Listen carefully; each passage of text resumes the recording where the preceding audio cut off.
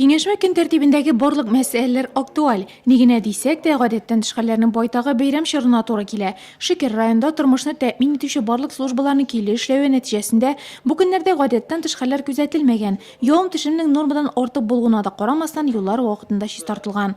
Шунда ук узган ел район казнасына кертелгән салым күләме дә анализланды. Пенсия законнарына быелдан кергән үзгәрешләр турында да зурдан кубып сөйләштеләр.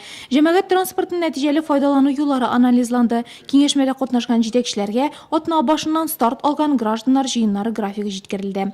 Район җитәкчеләре корпусындагы яңалык турында да хәбәр ителде. Бүгеннән бердәм исәп-хисап үзәге җитәкчесе Чулпан Сөләйманова Татэнергосбыт җәмгыятенең Нурлат офисында җитәкләячәк. Шунда ук район башлыгы Алмаз Әхмәтшин Нурлат АТБ җитәкчесе Идрис Кәримовны 60 яшьлек юбилее белән котлады.